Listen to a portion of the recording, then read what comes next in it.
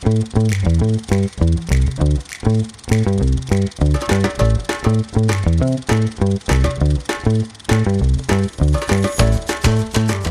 everybody, and welcome to another episode of Kev's Movie Corner. I am Kev, and this week we are talking about Do the Right Thing.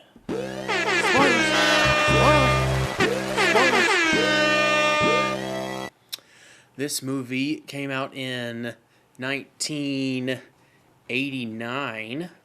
Yes, 1989. It stars several people.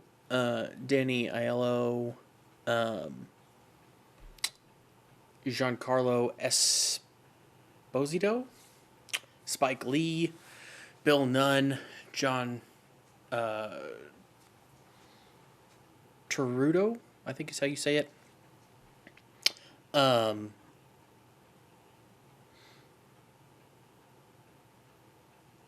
Ossie Davis, Ruby Lee. It's also got why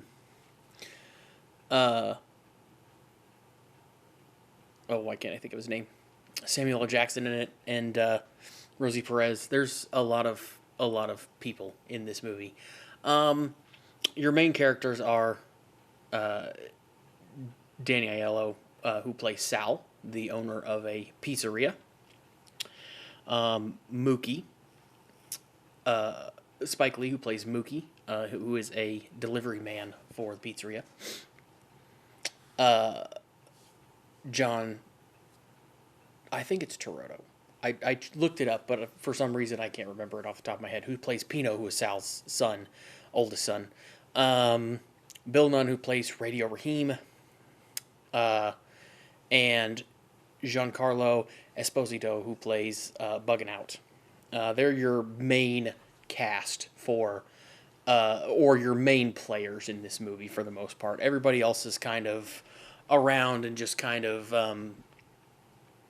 they're all, of course, they all have parts, but they're kind of filling in a lot, making the story kind of roll forward, but filling in a lot of this. So, a quick snippet from IMDb is on the hottest day of the year, in a street in Brooklyn, everyone's hate and bigotry smolders and builds until it explodes into violence.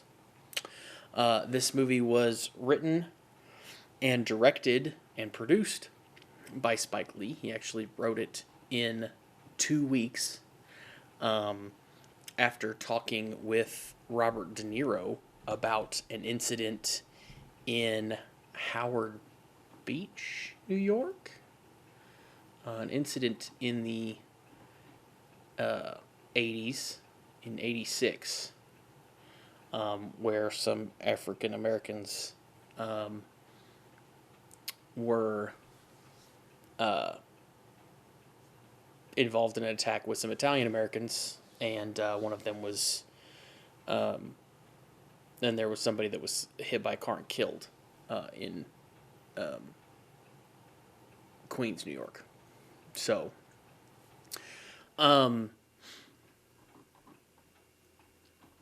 this movie is considered a dark comedy drama.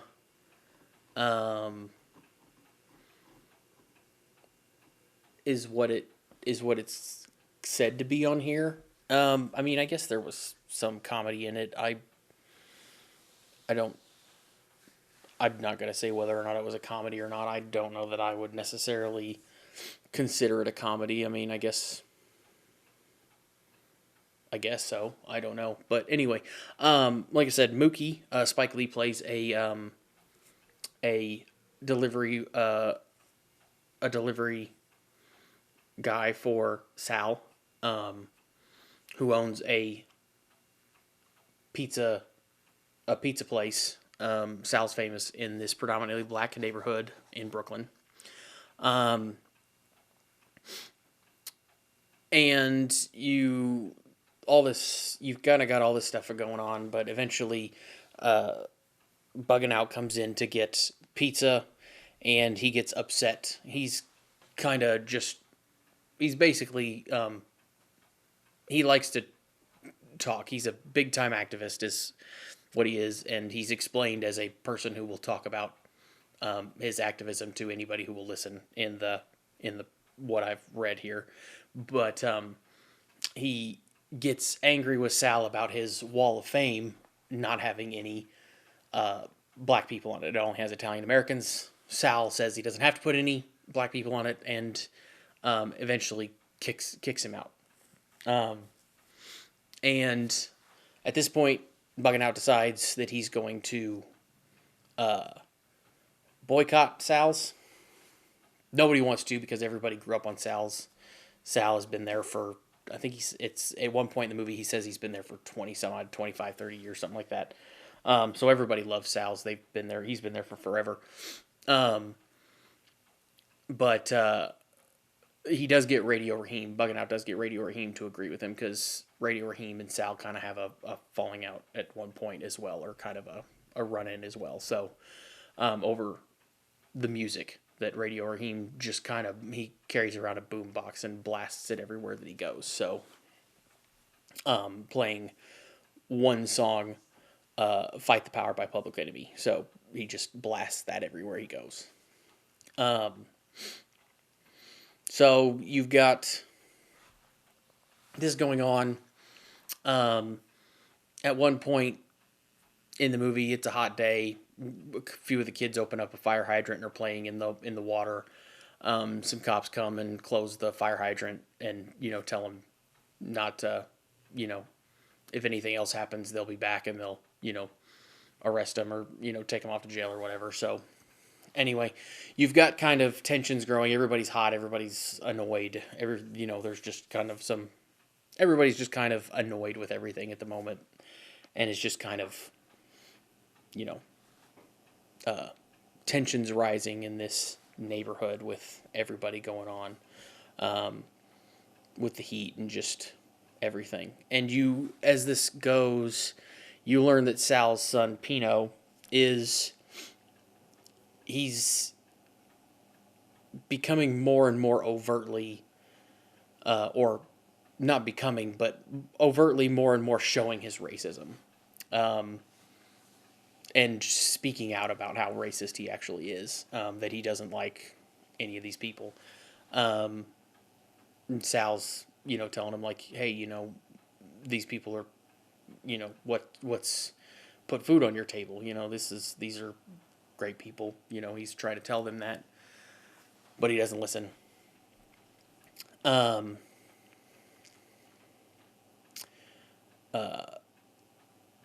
But you go through the day. Most of this happens in one day, by the way. It's pretty much, I think it's all, there's a little bit that happens, I think, a second day, but I think the whole movie is,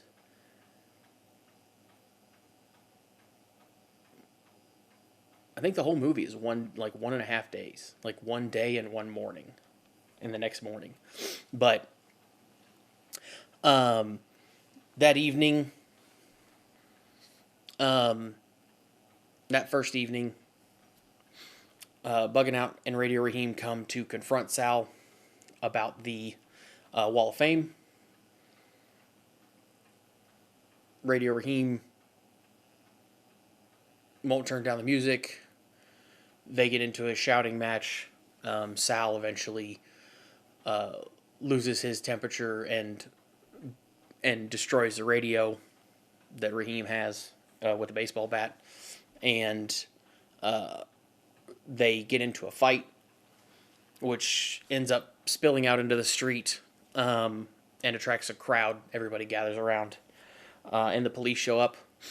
As the police are arresting Buggin' Out and Raheem, one of them ends up, two of the officers who show up are the two who were there with the fire hydrant earlier, and one of those officers ends up is choking Raheem with a nightstick, and other people are telling him to stop, even one of his other officers, and he ends up strangling Raheem and killing him. And they end up throwing him in the back of a police car, taking him off to try to get out of there. everybody in the neighborhood is obviously upset because that's a horrible thing, and they basically turn on Sal to blame Sal, saying that he's the reason that Raheem is dead now because you know the whole thing wouldn't have happened if it wouldn't have escalated like that. And Mookie decides to throw a trash can. He throws a trash can through the window of his boss's store, and they trash it, and everybody else trashes it and burns the place to the ground while a man who was formerly a drunk, known as the mayor, played by Ossie Davis, in the area, kind of corrals Sal and his kids off to the side to kind of save them from becoming victims of becoming the what would you say, focus of the crowd, of the kind of group. More police officers show up, firefighters. They warn the crowd to go away. Firefighters end up turning their hoses on the group, and they arrest more people, and it kind of goes downhill from there. But it kind of fades the next morning. Mookie ends up going to get his money from Sal for his work.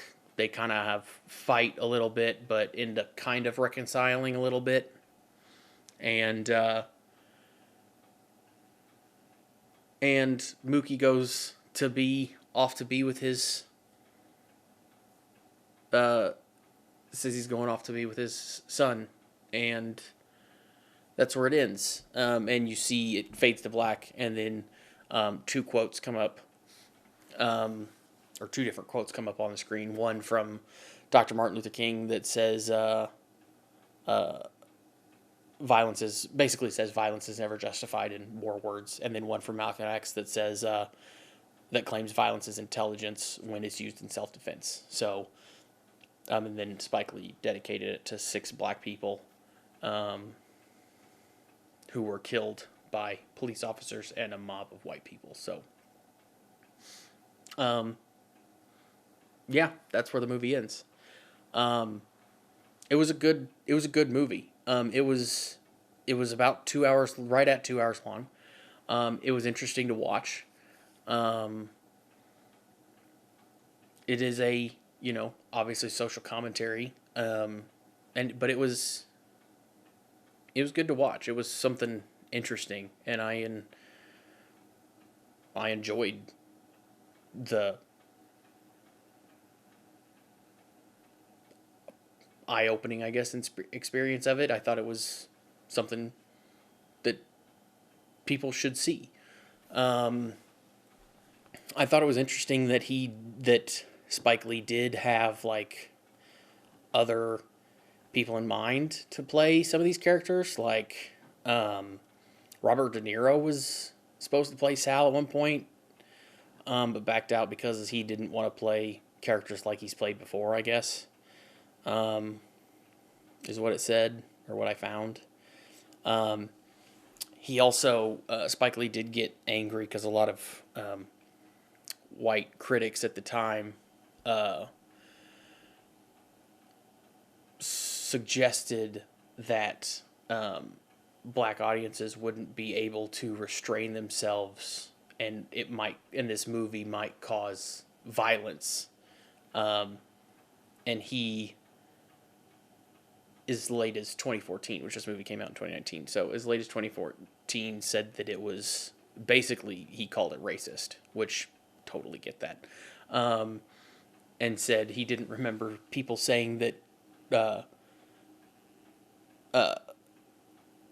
didn't remember people saying people were going to come out of theaters killing others after watching an Arnold Schwarzenegger film. So,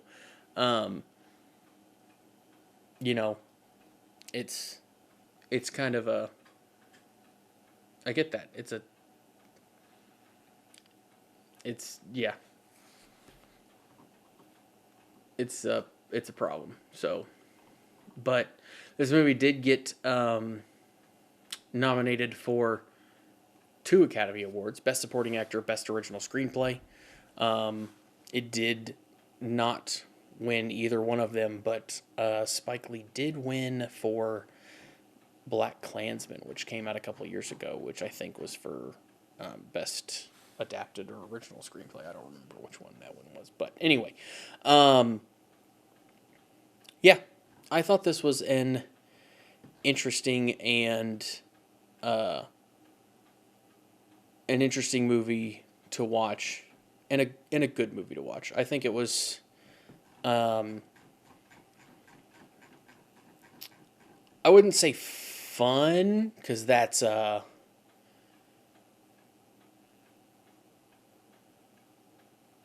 mean, obviously it's tragic what happens at the end, but it's a good movie to watch. I think it's eye-opening for some people, and I think it shows what others deal with. Especially because obviously I'm not a black person, which, I think we all need to look at others, how other people are treated, and try to stand in their shoes at times. So, yeah, I think that is all I have for this week, folks. Next week is Yankee Doodle Dandy from 1942, so a shift by a lot. Just dropped something on the floor on accident. Anyway, big shift to the 1940s, which is also the last movie for us to watch on this list. So, 100 movies down, almost. 99 movies down. One more to go. So, hope you guys enjoyed this. Hope you guys join me for the next one. And I will talk to you guys next week.